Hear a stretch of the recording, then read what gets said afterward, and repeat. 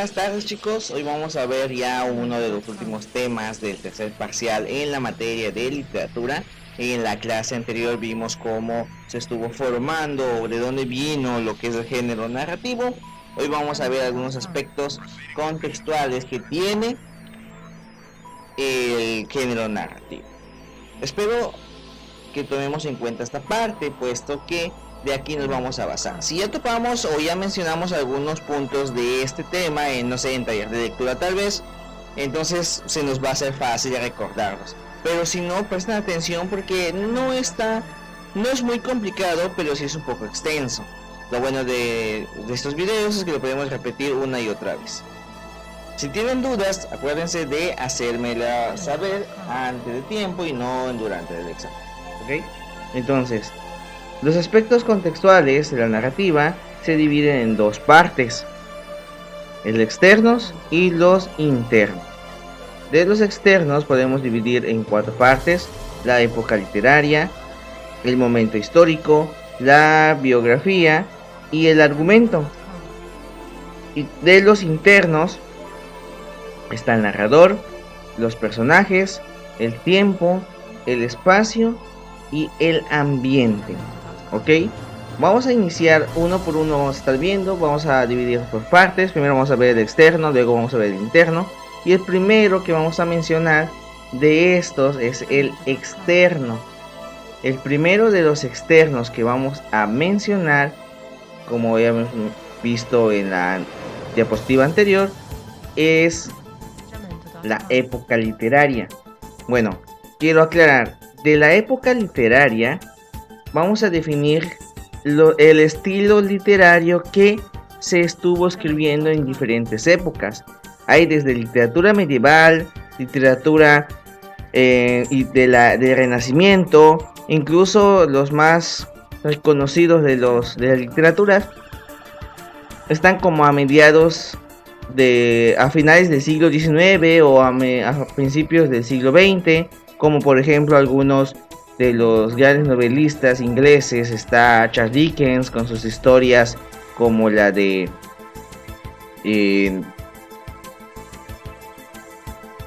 Un cuento de Navidad, Historia de dos ciudades, etc. Algunas historias más antiguas como los de los Cantares del Mío Cid, que son más como de la época medieval, o ya tomando en cuenta del Renacimiento y la Ilustración, como algunas historias de William Shakespeare, como Romeo y Julieta, o la de Quijote de la Mancha de Miguel en Saavedra. Pero eso vamos a ver un poquito más adelante con el siguiente punto de los externos. Seguimos con estos puntos, ¿ok? Entonces, de los externos podemos encontrar los momentos históricos. Bueno, de esta parte, a diferencia del anterior, en este momentos históricos podemos identificar la influencia que lleva la escritura de la época. A diferencia del punto anterior, en la cual se destaca la literatura de esa época, en los momentos históricos se destaca la influencia que se escribió. Por ejemplo, yo soy de esta época y yo puedo escribir sobre una historia de la revolución. Ese es mi momento histórico de inspiración. No precisamente tuve que haber estado viviendo en esta época para que tenga o pueda escribir una historia al respecto de ese momento histórico. El siguiente punto de los externos, ya habíamos mencionado los primeros dos. El tercero es las biografías. Bueno, del tipo de las biografías, chicos, podemos encontrar simple y sencillamente aquellos que relatan la vida de un personaje. No necesariamente tiene que ser autobiografía, sino que hable sobre alguien más. Por ejemplo, las aventuras de Magallanes, las aventuras más audaces de la humanidad, como se tituló, no él la escribió, no es una autobiografía. El diario de Ana Frank, por otra parte, no es necesariamente una biografía, sino son como memorias de ese personaje. Y el Periquillo de Sarmiento sí es una autobiografía. Al final, pues la publicó una persona diferente, puesto que murió antes de de publicarla, pero es una autobiografía que está ahí. El dicho de este tipo de literatura son historias de personajes, no necesariamente históricos, pero que se destacan dentro de este punto. Y así hay muchos. Y ya con los últimos del externo podemos identificar lo que es el argumento. Y el argumento lo vamos a dividir en 4 tipos. La época o histórica, que a diferencia del momento histórico en el que se inspira, pues obviamente estamos hablando de un argumento histórico, una en lo que nos podemos basar para escribir esa historia. Podemos encontrar, por ejemplo, una historia de la de Benjamin Franklin, que habla sobre un momento histórico de Estados Unidos antes de la independencia, o por ejemplo habla sobre el gran ciudadano de Italia, que es una historia de Leonardo da Vinci, que estamos hablando de una época del Renacimiento. Los otros argumentos está la ficción o la fantasía. Creo que esta es un poco más fácil de comprender, que es toda aquella que no necesariamente es real. Simple y sencillamente son historias que se cuentan de una manera fantasiosa, de una manera que se puede dar a la imaginación. Las de terror o suspenso, literalmente es como suena, su intención principal es dar miedo. Podemos estar hablando, no sé, de la Drácula de Stoker o la de Mary Shelley de Frankenstein, etcétera, etcétera. Muchos de estos tipos de historias, su principal punto es el suspenso o el terror. No necesariamente tengas de miedo. Podemos identificar algunos autores como Stephen King o Lovecraft, pero también hay de suspenso. Por ejemplo, está Psicoanalista. Y por último está de drama romance. Son historias, como su nombre lo menciona, que tiene que ver con historias de este tipo, de romance como de drama. William Shakespeare era uno de los autores más conocidos de este tipo de género. Y con esta ya terminamos la parte de los externos. Vamos a iniciar con los internos, que es un poquito más extensa, pero vamos a tratar de no alargarlo, ¿ok? De los internos podemos encontrar, el primero es el narrador. El tipo de narradores vamos a identificar son 4. El primero está el omnisciente. El narrador omnisciente es aquel narrador que sabe toda la historia. Sabe qué está sucediendo en todos los momentos, en todos los lugares. Sabe incluso lo que están pensando los personajes. De hecho, la palabra omnisciente es que lo sabe todo. Y uno de los ejemplos más conocidos de una literatura o una novela con un narrador omnisciente es la de Lazarillo de Tormes. Esta es una historia anónima, o sea, no tiene un autor, pero su narrador sabe exactamente todo lo que está sucediendo en ese momento. Sabe qué está haciendo su padre al otro lado de la ciudad, mientras el personaje principal está situado en otro lugar específicamente y haciendo otra cosa diferente. Y aún así el narrador sabe qué está sucediendo en los 2 puntos. El protagónico, como su nombre lo dice, el narrador es la misma persona que está viviendo la historia. Es como que se está contando su propia aventura, su propia vida. Los géneros de biografía son un ejemplo claro del tipo protagónico, pero uno de los que podemos identificar es El último cliente de la noche. Es de una autora, no recuerdo realmente su nombre, pero ahí la persona está contando su historia desde el inicio hasta el final. Están los de testigo. El narrador testigo no está contando su historia, ni está contando una historia aparte. Está contando la historia de alguien más. Es un personaje que está viendo a alguien más y está contando lo que está sucediendo. Por ejemplo, el de las historias de Sherlock Holmes. Si alguien de ustedes ha leído algún libro de Sherlock Holmes, no vean películas, sino la historia escrita. se darán cuenta que quien cuenta la historia de este detective no es un narrador aparte, ni el mismo Sherlock Holmes, sino es el Dr. Watson, su compañero de él. Él cuenta la historia de Sherlock Holmes. Él empieza a decir cómo era él, qué es lo que hacía, cuáles eran sus ideas, cómo lo interpretaba desde un punto de vista testigo. Y por último está el narrador de segunda persona. El de segunda persona, el tipo de narrador de segunda persona, es aquel que más que narrar la historia, parece que le está dando indicaciones a los personajes.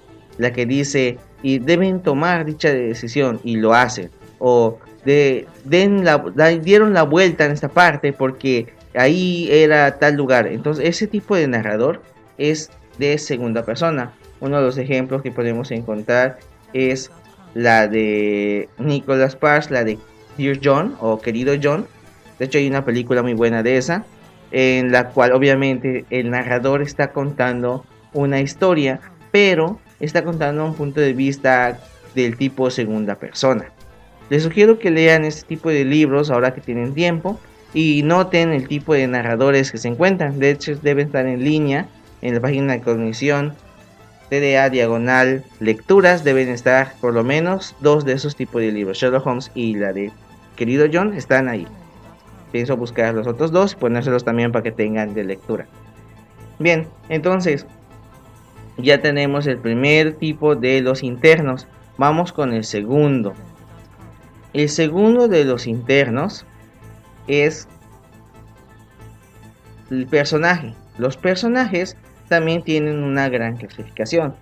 Me gusta explicarlo con personajes de una película, de una historia, una novela escrita, pero que ya tiene películas y que me imagino que ustedes conocen. El primer tipo de personaje es el protagonista. Y como su nombre lo menciona, el personaje protagónico es aquel del cual la historia gira en su entorno. Por ejemplo, si una novela o una historia lleva tu nombre, quiere decir que esa persona es el protagonista. Como podemos ver en la imagen, ¿alguien lo reconoce? Los antagónicos. Los antagonistas son personajes que siempre están tratando de obstaculizar las metas u objetivos del protagónico. Puede ser un antagonista cercano, uno que siempre está obstaculizando los objetivos pequeños, o unos de objetivos de medio rango, o incluso un personaje antagónico que es el que siempre va a estar en contra de manera superior hacia el protagonista. Están los secundarios. Los secundarios siempre son personajes que van a estar de apoyo para el protagonista. Y obviamente pueden ser desde unos cuantos hasta personajes que van a estar repercutiendo o dando importancia principal a la historia. Están los incidentales. Los incidentales son personajes que aparecen momentáneamente en la historia y que no son necesariamente importantes. Pueden ser desde personajes que tienen un pequeño importancia, que da paso a más a la historia, como por ejemplo la que acaba de salir, o que ayuda al protagonista a cumplir ciertos detalles en la historia, no como secundario. Recuerden que es incidental, o sea, no va a aparecer todo el tiempo, o simplemente personajes que pueden ser descartados por completamente y no afecta realmente la historia. Por ejemplo, este último se llama Pebes y solamente sale en la novela escrita. En lo que es las películas jamás se toca a este personaje. Tanto así es de importante son los personajes incidentales. Pueden incluso cambiar a ese personaje por completo y no afecta realmente a la historia. Imagínense que el segundo personaje incidental que salió fuese sido un fantasma y el primero un duende. Así de importantes son. No afectaría tanto a la historia, dependiendo de qué tanto avanzado sea la historia. El siguiente tipo de personaje es el ambiental o ambientales. Estos personajes suelen aparecer para llenar el espacio de ese entorno. son todos esos chicos que están sentados en el comedor, que no tienen ningún diálogo, pero están ahí para simular que realmente es una escuela. Son los peatones que pasan la calle para simular que es una ciudad poblada. Son los soldados que van corriendo hacia el ataque para decir que sí es un ejército, que realmente no son importantes, pero su única función es ambientar. Y pueden ser un grupo social muy grande. Y por último, están los colectivos. Estos personajes, a pesar de que su nombre se llama colectivo, no necesariamente son un montón, de hecho es uno. Y suele ser una persona que habla por todos ellos.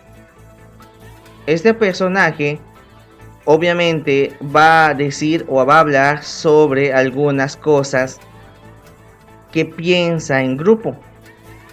Si por ejemplo es una novela escrita, no les va a dar diálogos a todos y cada uno de todo ese grupo ambiental, de esos personajes ambientales, porque toda la historia se llevaría solamente en diálogos de ellos, que no son realmente necesarios.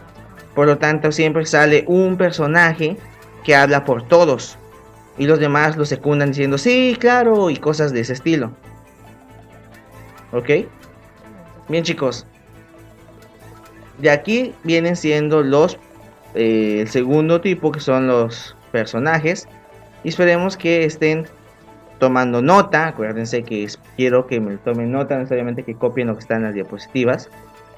El siguiente tipo de aspecto interno es el tiempo. El tiempo se divide en dos factores: el tiempo interno, que es el tiempo específico que dura toda la historia. Desde que el primer personaje aparece y empieza la historia hasta que concluye todo el colapso del tiempo. Esto sin importar cuánto tiempo lleva. Por ejemplo, en la imagen vemos un personaje que imagino que reconocen, y su historia se divide en 3 partes. Sin embargo, su historia desde el primer punto en donde aparece tocando su guitarra hasta que se despide del segundo protagonista, del científico, dura exactamente su historia 12 días. Sin embargo, pues como lo vemos en diferentes épocas, en diferentes partes, pues entonces no podemos tomar mucha atención, pero realmente para él duraron 12 días. Y regresa al mismo punto de inicio y parece que no transcurrió el tiempo, pero realmente eso se llama tiempo interno. Por otra parte, el tiempo externo es todo lo que se menciona en las épocas. Cada época que visitó se conoce como tiempo externo. Por ejemplo, si digo, fue la mañana de 1985, entonces la mañana viene siendo tiempo interno y el tiempo externo es 1985. ¿Me voy explicando? Bueno, si tienen alguna duda, acuérdense en comentarme, mandarme su duda por el número de siempre. Continuamos con los internos.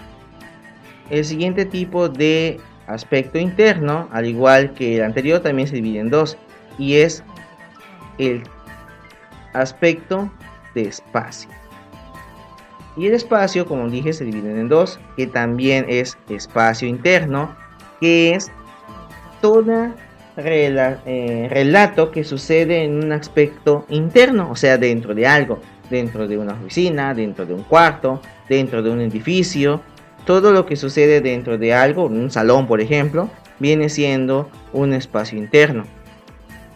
Y lo que sucede en el espacio externo, o sea, en lugar abierto como la calle, como el campo, en un bosque, en el desierto, caminando en el desierto, se conoce como espacio externo. Así de fácil es esta parte, así que no es necesario que estén tanto al pendiente. Continuamos con los internos. Para continuar con los internos, el siguiente aspecto es el ambiente. Y del ambiente vamos a dividirlo en 3. Está el ambiente físico, que prácticamente es toda aquella situación tangible en que pueden estar sus personajes. O sea, es un ambiente físico como la playa, un bosque, una casa. Por ejemplo, si es una de acción, pues los golpes que se llevan entre los personajes, todo aquello viene siendo un ambiente físico. El psicológico prácticamente es lo que causa la narración. Por ejemplo, si estamos contando una historia de suspenso, ese ambiente psicológico de terror que entumbra o funde a la historia con tu propio pensamiento, se conoce como un ambiente psicológico. No vas a contar una historia diciendo, por ejemplo, estaba muy bonito el día caminando y de repente sale un monstruo. Tanto así, no. Se empieza a incrementar un ambiente, la oscuridad cubre toda la zona, se escucha un ruido, soplaba el viento y todo eso que va narrando, entonces se empieza a crear ese ambiente psicológico. Ya sea de terror o cualquier otro, de amor, de drama, de acción, etcétera, etcétera. Y la sociocultural. La sociocultural prácticamente es un ambiente que, por ejemplo, trata de inculcar un aspecto tanto político como social, económico, en una historia. Cuando relatan, por ejemplo, en la historia, para los que han leído Oliver Twist, y empiezan a contar la historia de ese niño que vive en las calles y que no tiene que comer, o cómo se acerca con el señor de la comida y le dice, por favor, quiero un poco más, y ese entorno, cómo se manifiesta, hasta sientes que realmente están en la pobreza por completamente, aunque solamente sean letras lo que estás viendo. Ese tipo de ambiente se llama sociocultural. Espero que estén tomando nota. Bueno, si tienen alguna duda al respecto, no se les olvide estar enviándome sus dudas por mi número normal. Y aunque no lo crean, es todo lo que vamos a ver en esta clase. Espero que hayan tomado nota, acuérdense de enviarme sus apuntes y estar pendiente de las tareas del modo. No se les olvide que ya estamos en la recta final del cuatrimestre y vamos a terminar de esta forma. Así que espero que se la pasen bien y tengan una bonita tarde.